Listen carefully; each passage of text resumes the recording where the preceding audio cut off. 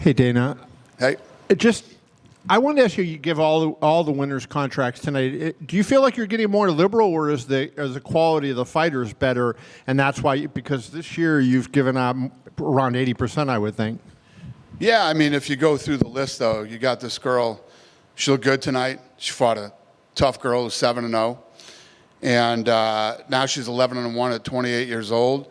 How do you not sign Kevin? Right? He's 14-1. Look fucking amazing. Ends the fight with a 20-punch combo. The light heavyweight kid, Kevin, I wouldn't have signed him tonight, but Mick wanted him. How do you not sign Daniel and Danilo? I mean, yeah. So does that say to you that the talent level you're bringing in is better now than it was previously? I don't know about that. I think that obviously, you have these kids that are the right age with the right number of fights, and they come in and they perform when they're supposed to. So, yeah, I mean, you got to give them a shot. Listen, you can sit here and I don't care how long you've been in the business, you never know. It's like that kid, the last fight, that kid was an 8-1 underdog. You just never know who could end up being, what's his name? When I think about it, the Ultimate Fighter. He was picked last. I mean, how many guys were picked last on the Ultimate Fighter? Gastelum was. Yeah, Gastelum. Exactly. That's what I was thinking of. Kelvin was picked last. Somebody else was too, picked dead last, and look at what they became. So you never know. If we're here doing this and you got these guys with these records and perform like they do, got to give them a shot. What about the heavyweight? I mean, the fact that, he lands, you expect the heavyweight to be explosive and big, power like that. But he immediately was on top of him and showed the great grappling skills, so the diversity in the game. I mean, does that show you that, hey, this is a guy that could really develop into something as he gets more experience? Well, that's the other thing. He drops him the way that he did. Then he jumps right down there. He puts the choke on him. He doesn't have his hooks in or anything, but sinks that choke. To think of that, a lot of guys would have just started punching. Yeah, I mean, that guy showed up tonight and delivered. He looked like the 8-1 favorite. Yeah. And you said you thought there were a couple that might be stars. Was he one of the ones that you referenced when you said that? Yeah, I mean, anytime you get a heavyweight that can punch, and you never know. But I'm definitely looking at Kevin. You know what I mean? Kevin Vallejos, and yeah. And then the last thing, in Vallejos' fight, I mean, the way he just seemed to ooze that confidence. Do you think that there's like a belief when guys go through this once that they develop a belief in themselves? Well, then when you look at who he lost to Silva, who's a fucking murderer. I mean, that guy's a killer, right? He just beat Dober, so right. He should feel confident. If he looks at the guy who beat him, what that guy's done, and that was a hell of a fight. Thank you. I just got one over here. Yeah. I heard earlier today the UFC signed Ranier de Ridder, so I was just wondering what went into that decision and what are your expectations for him? Shit, I don't know about that. You have to ask Sean or Mick about that. Yeah. You made headlines again talking about boxing and you're in.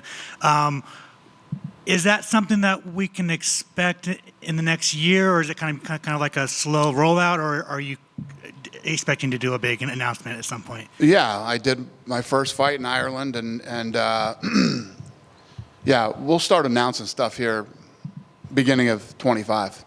What do you think of the Anthony Joshua knockout? What did I think? Yeah, listen, when you get two big heavyweights in there, fucking anything can happen, man. Yeah. I mean, I don't know what else to say about it. I mean, I'm not invested either way whatsoever in it. I can say this, the Warrens lifted their exclusivity for me to put that fight on Friday night. Good things happen to good people. I guess I'll say that. And then big fight night this Saturday in Paris. Can you just talk about the main event? Benoit Saint Denis versus Moicano. That's just kind of on paper. It's just a firefight between two killers. with Benoit coming off the loss to Poirier, he has a lot to prove. Plus, fighting his first main event in Paris, is it just going to be crazy? You'd imagine? Yeah, no, that should be an absolute war. Yeah, I mean, I don't know what else to say. You just said it all. You just fucking teed it up. You're absolutely right. I agree. Every time we go to Paris, it's packed. Fans are rabid there. So it should be a fun night. Thank you. Hey, Dana, in front. We recently talked about you and Turkey Al-Alashik. Are we seeing more cohesion between you guys? Because I couldn't help but notice with Callum Walsh, he was wearing Riyadh season across his chest on the way to the ring. Who? Callum. Callum? Yeah. So he had Riyadh season on his T-shirt as he was walking to the ring. Is Yeah. that something that you teed up for him? Well, I know that Sheikh Turkey had invited him to come out to the AJ fight after the fight, but he had a bunch of family out there with him. But he really wanted to go. That was more of a thank you and a respect thing to Sheikh Turkey. Fair enough. And with you saying you're in when it comes to boxing, I just wanted to read a quote about you and the UFC from Eddie Hearn earlier this year. And he said, the reason their business is so successful, and I'm envious of it, is fighters sign a central contract. It's not a case of you're told, who you're told you're fighting, and we'll see you there. There are no arguments or renegotiations. It's a case of, all right, you versus you, that's the fight, see you there. And then they go out and announce it. And I think he's talking about you, would struggle to come to terms with that lack of control that you have in boxing. And I think he's talking about when, sometimes in boxing, fighters would get a piece of the back end with pay-per-view and, fighter pay. There's differences between boxing and MMA. Do you have a response to that quote? It's from earlier this year in 2024. Eddie Hearn is dead on. I absolutely agree with everything that he said. I have a plan,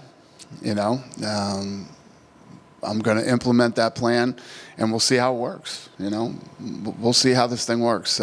People have been talking about the demise of boxing for 30 years, and we're still here talking about boxing right now. I have always had an idea of how I thought it should be done. I don't know if that's possible, but we're going to find out. I'm coming in guns a-blazing. You've got like UFC, Contender Series, Slap. Would you have space to do boxing as well, or would you have like a figurehead to kind of run it for you? I'll build the offices right here at the Apex. The offices will be here. We're already doing construction here, and I'm planning to build all the infrastructure right here at the Apex. So, but would boxers have access to the Performance Institute? Yeah, I mean, anybody who's under contract, slap fighters have access to it. Yeah. Anyone who's under contract with us has access to the PI. Eddie Hearn also said that I think if he was to do something in boxing, I think his preference would be to do it with us if he was going to do it with anybody. I think your preference might be to do it with Tom Loeffler. Is Eddie right, or am I right? Listen, I like Eddie Hearn very much. Eddie Hearn was at the Sphere fight. He came early before the fight started. I have a great relationship with him. I have a great relationship with the Warrens. Obviously, love Tom Loeffler and his matchmaking and what he does. I would probably be working with a lot of people. I'm sure you can assume the people that I would not be working with. I don't think you have to be a fucking genius to figure that one out. But yeah, I like Eddie Hearn a lot and would love to work with Eddie Hearn. Outside of Callum Walsh, do you envisage working with other boxers in the next 6 to 12 months? Yes. Is one of those boxers Terence Crawford? Like Terence too. I'll let you know the plan when everything's done. When everything's done, I'll lay out what we're going to do and how we're going to do it, and we'll see how it goes. Thanks, Dana. Thank you. I've just got one more for boxing. Will we potentially see UFC fighters taking a break and doing a boxing fight, or is it going to be completely separate? God, I hope not. Yeah, no. Thank you. Completely separate. Just to follow up really quickly, you said in 2017 you were going to do it. You had a Zuffa Boxing shirt. What happened then, and why did you change? Because when you said then you were out. Now, how did you commit again? Every time I get on the phone with these guys, I go, am I out of my fucking mind? It's just... But I think that, obviously now is the time, or I would have done it then. I was kicking around. I was even talking about Anthony Joshua at one time and stuff like that. You know, I'm glad that I pumped the brakes and we waited, and everything is about timing. And is now the time? We're going to find out. Why do you think now is better than 2017? There's a million reasons why now is. You know, if you notice with as far as boxing goes, even as much money as Shake Turkey is throwing into this thing, you know, television deals aren't really abundant right now. There's just a lot of things that I think I can do that other people haven't done yet. You said to the Irish people, I'm HBO, he's the promoter, referencing Tom. When you get into what you're talking about, getting into boxing, will you carry that philosophy? And then is this something that will just be to build Fight Pass into a bigger entity? I will definitely be HBO. Yeah. Obviously, Dana, over here, Yep. you mentioned obviously this being your first fight with the Callum one that just happened. I also noticed that the broadcast for Callum Walsh's fight was very similar to the UFC one. They had the same graphics and everything. So, did you receive any feedback from their production team on how it went using some of the stuff the UFC uses in their production? Yeah, it was a similar production. Yeah.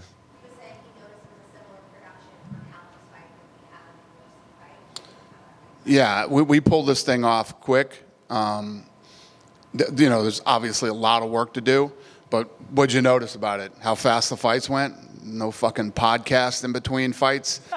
Yeah. So, yes, the fights will move faster. Yeah. For sure. And Mike Tyson, I know you guys are great friends, but Mike Tyson said you getting involved in boxing would be the best thing to ever happen to the sport. So how do you feel hearing that from a guy like him? You know how I feel about Mike. I love Mike Tyson. So to hear Mike Tyson say anything positive is awesome. And earlier this year, I actually asked Errol Spence about this. I asked him if the boxing people would take that formula you guys have with having all the guys under one promotion. Would that be the best thing for boxing? He said yes, as long as all the right people are involved. So is that what you envision in your project, eventually one day having all the best boxers under one umbrella sort of thing? Well, it's not like that hasn't been done before. I mean, there have been dominant promoters before that have had most of the talent locked up. But listen, I think if you asked anybody, and even if you asked yourselves, the UFC model works. It works. Thank you. What was your thoughts on Walsh's performance, and let alone just his star power? Obviously, they loved him over there. Yeah, I mean, for him to go back to his home country and finish the way that he did, and Kevin and I were talking that night, and he beat a real guy, a guy who's never been finished, and he did it spectacularly. You know, the commission over there needs some work. I mean, there were two really, really fucking bad decisions that night, and even the Callum fight, I think that, you know, it was a pretty fast count to 10. I think Ranowski probably could have got back up. I don't know if the result would have been the same, but, you know, as you bring more fights to the region, you know, start to get more work and get people, I don't know, hopefully better at judging. Because, I mean, there was one fight there that night that you didn't even ever have to watch a fight in your life and know who won the fight. And he didn't. It was pretty crazy. When you have a guy like that that has such star power, do you think that's the key of what would help rocket Zuffa Boxing, finding more fighters like that you can find and really help propel the... Finding stars helps any sport. If it's soccer, it's boxing, it's MMA, it's whatever. You got to have stars. And last, any update on Zhang Weili when we might see her? Is that kind of just contingent on that? We January fight? literally just met with her last week. We literally met with her the day before or the day of going to Ireland. But yeah, we'll be announcing something with her soon. Awesome. Thanks, Dana. Yeah. Sorry, Dana, just a couple more. With you saying that there'll be announcements early 2025, can't help but feel that's the same timeline as Turki Al-Alashik's plan for a league. Are they similar announcements, or do you think they'll be separate? He's announcing a league in 25? That's what I've been hearing, yes. Okay. You never know. And with Callum Walsh, I've spoken to him a few times. It's clear he loves UFC and cross-trains. I know he trains with Tony Ferguson. Do you expect him to one day be a UFC fighter? No. No, I expect him to win world championships and make a bunch of money and retire, hopefully. Yeah. Just one boxing question here, Dana. I know the Callum Walsh card was a huge success. I know you'd extended an invitation to Connor to come join you. Didn't see him there, but he was there at the AJ fight the next day. Did you any disappointment? Did you talk to Connor that he decided to go to the AJ fight, kind of close together? No, I was talking to Connor the whole time. Connor got stuck in New York. He had plane issues, and Connor landed like right when the fight got over. But Connor wanted to come. He was trying to come. He had an after party for him at his place, which, by the way, did any of you guys go to his place yet out in Ireland? Fucking awesome. Yeah. Yeah, Black Forge is a great restaurant, and it was very cool. It was a great experience. So, no, there was, and I knew Connor was going the next day. Yeah, no disappointment. Cool? Thanks, guys.